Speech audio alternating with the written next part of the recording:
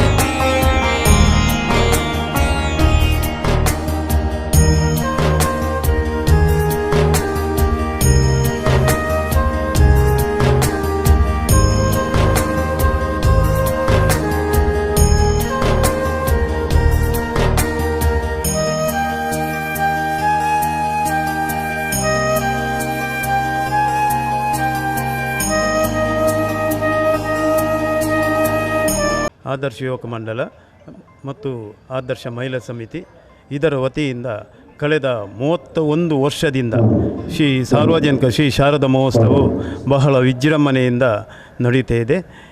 ಇದರ 2 ದಿವಸದ ಕಾರ್ಯಕ್ರಮ ಪ್ರಥಮವಾಗಿ ಪ್ರತಿಷ್ಠೆ, ಆಮೇಲೆ ವಿಶೇಷ ಪೂಜೆ, ಮಧ್ಯಾಹ್ನದ ಮಹಾಪೂಜೆ, ಸಾಯಂಕಾಲ ಮಹಾಪೂಜೆ, ಧಾರ್ಮಿಕ ಕಾರ್ಯಕ್ರಮ ಹಾಗೂ ಸಾಂಸ್ಕೃತಿಕ ಕಾರ್ಯಕ್ರಮ ನಡೆಯುತ್ತಿದೆ. ಮರುದಿವಸ ಬೆಳಿಗ್ಗೆ ಪೂಜೆ ಮತ್ತು ಮಧ್ಯಾಹ್ನ ಮಹಾಪೂಜೆ, ಸಾರ್ವಜನಿಕ ಅನ್ನ ಸಂತರ್ಪಣೆ ಹಾಗೂ ಶೋಭಾಯಾತ್ರೆ, ವೈಭವದ ಶೋಭಾಯಾತ್ರೆ ಸುಮಾರು 9 ಗಂಟೆಗೆ ನಡೀತಿದೆ. ಈ ಸಂಸ್ಥೆಯಲ್ಲಿ ಎಲ್ಲ ಧರ್ಮದವರು, ಹಿಂದೂ, ಮುಸ್ಲಿಂ, ಕ್ರಿಶ್ಚಿಯನ್ ಈ 3 ಸಮಿತಿ ಧರ್ಮದವರು ಕೂಡ ಒಟ್ಟಿಗೆ ಸೇರಿ ನಾವು ಆಚರಿಸಿಕೊಂಡು 31 ವರ್ಷದಿಂದ ಆಚರಿಸಿಕೊಂಡು ಬರ್ತಾಯಿದೆ. ಅಲ್ಲದೆ ಇವತ್ತಿಗೆ ಒಂದು ನೂತನ ಶಾರದಾ ಮಂಟಪವನ್ನು ಕೂಡ ನಾವು ರಚಿಸಿದ್ದೇವೆ. ಅದೇ ರೀತಿ ಶಾರದಾ ಪೀಠ ಮತ್ತು ವೀಣೆ ನೂತನವಾಗಿ ಹೊಸತಾಗಿ ರಚಿಸಿದ್ದೇವೆ. ಆದರ್ಶ ಯುವಕ ಮಂಡಲ ಇದು ಕಳೆದ 50 ವರ್ಷಗಳಿಂದ ಇದೊಂದು ಮಾತೃ ಸಂಸ್ಥೆಯಾಗಿ ನಾವು ಬೆಳೆಸ್ತಾ ಬಂದಿದ್ದೇವೆ. ಇಲ್ಲಿ ಹಿಂದೂ, ಮುಸ್ಲಿಂ, ಕ್ರಿಶ್ಚಿಯನ್ ಎಲ್ಲ ಧರ್ಮದವರು ನಾವು ಇಲ್ಲಿ ಈ ಶಾರದೋತ್ಸವದ ಒಂದು ಧಾರ್ಮಿಕ ಸಭಾ ಕಾರ್ಯಕ್ರಮವನ್ನು ನಾವು, ಅದೇ ರೀತಿ ಧಾರ್ಮಿಕದ ಎಲ್ಲ ಕಾರ್ಯಕ್ರಮವನ್ನು ನಾವು ಎಲ್ಲ ಬಾಂಧವರು, ಎಲ್ಲ ಧರ್ಮದವರು ಸೇರಿ ನಾವು ಇದನ್ನು ಮಾಡ್ತಾ ಇದ್ದೇವೆ. ಕಳೆದ 35 ವರ್ಷಗಳಿಂದ ಇಲ್ಲಿ ನಮ್ಮ ಮುಸ್ಲಿಮ್ಸ್ ಬಾಂಧವರು ಒಂದು ನಮ್ಮ ಶಾರದಾ ಮೂರ್ತಿಯನ್ನು ಇದು ಏರ್ ಟ್ರಾವೆಲ್ಸ್ನವರು ಒಂದು 6 ವರ್ಷದಿಂದ ನಮಗೆ ಕೊಡ್ತಾ ಇದ್ದಾರೆ ಶಾರದಾ ಮೂರ್ತಿಯನ್ನು. ಅದೇ ರೀತಿ ನಮ್ಮ ಈ ಎವರೆಸ್ಟ್ ಮೊಂತೇರ್ ಅಂತೇಳಿ ಒಂದು 5 ವರ್ಷಗಳಿಂದ ಈ ಶಾರದಾ ಮೂರ್ತಿಯನ್ನು ನಮಗೆ ಕೊಡ್ತಾ ಇದ್ದಾರೆ.